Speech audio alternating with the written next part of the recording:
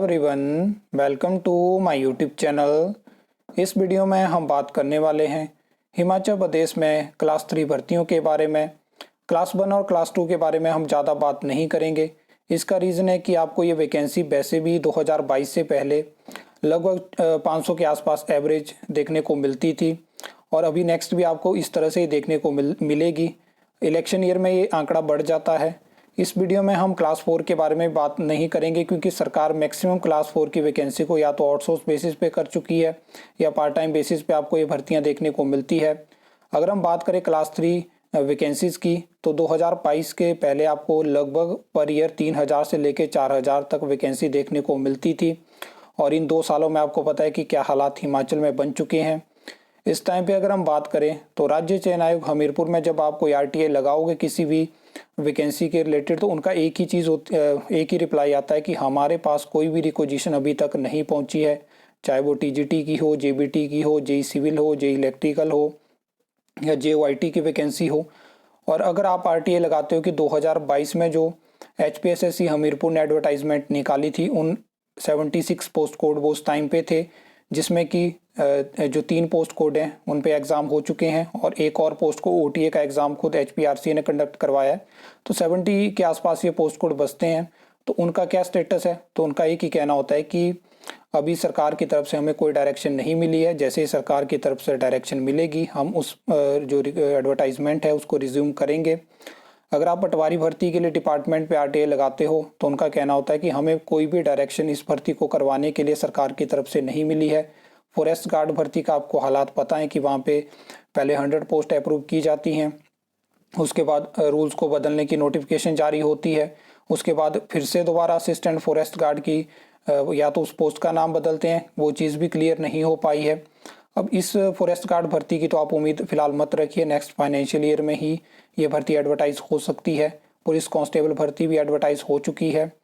इसके अलावा अगर पेंडिंग रिजल्ट्स के बारे में हम बात करें तो जैसे कि आपको पता होगा कि सीएम साहब ने पिछले कल स्टेटमेंट दी है कि 6 पोस्ट कोड पे आपको 10 दिनों के अंदर रिजल्ट देखने को मिल जाएगा। पोस्ट कोड भी वो मेंशन है जिसमें कि 2 पोस्ट कोड जेओआईटी के हैं, 903 और 939।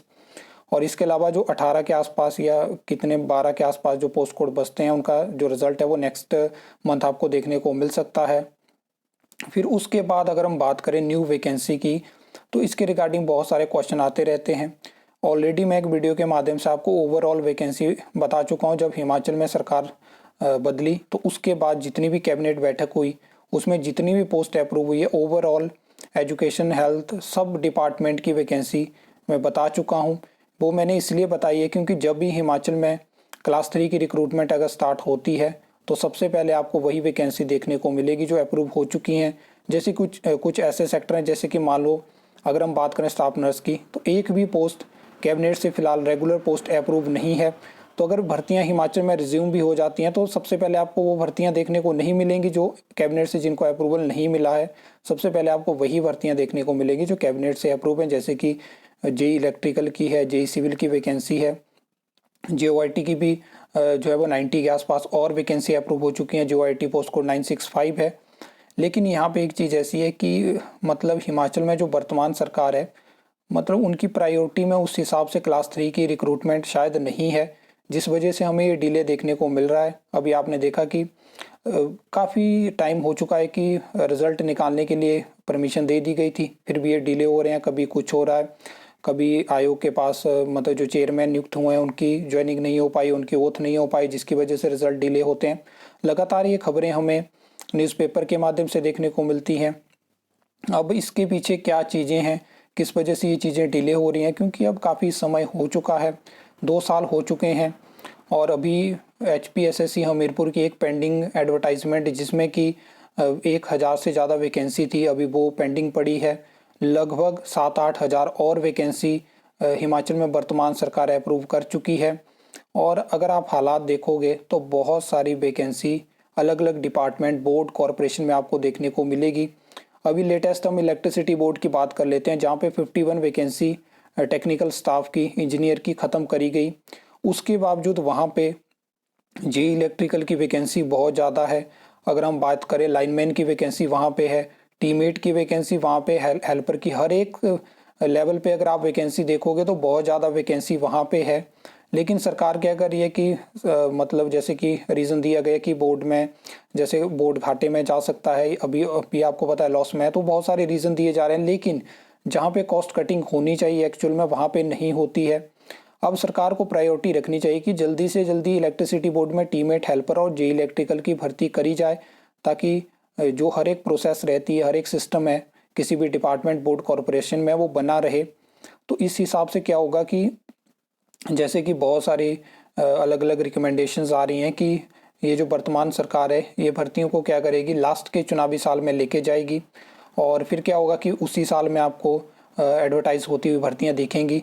लेकिन उस दौरान तक मैं आपको बोल रहा हूँ कि जहाँ पे लगातार आंकड़ा बताया जाता है कि 70 से 80 हज़ार के आसपास हिमाचल के जो भी डिपार्टमेंट, बोर्ड, कॉरपोरेशन है वहाँ पे वैकेंसी वो 1 लाख क्रॉस कर जाएगी। लगातार रिटायरमेंट होती जा रही है, और जो डिपार्टमेंट, बोर्ड, कॉरपोरेशन में अधिकारी कर्मचारी बैठे हैं वो भी फ्रस्ट्रेट हो चुके हैं। इसका रीज़न है कि उनको भी एक्स्ट्रा काम करना पड़ रहा है, कहीं एडिशनल चार्ज है, कहीं पे कुछ है, वर्कलोड बढ़ता है, और इस वजह से बहुत सारी डिपार्टमेंट में फंक्शनिंग में दिक्कतें आती हैं।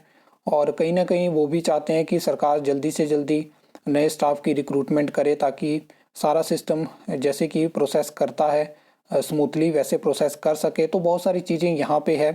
मैं सरकार से यही चाहता हूँ कि जो वैकेंसी आपने अप्रूव करके रखी है और HPSSC हमीरपुर की लास्ट एडवर्टाइजमेंट में जो वैकेंसी है उनको जल्दी से जल्दी भरा जाए और शुरू करा जाए, ताकि जो आपने वादे करे थे, जिस हिसाब से नौकरियों के बारे में आपने बात कही थी, उस चीज़ को आप पूरा कर सको।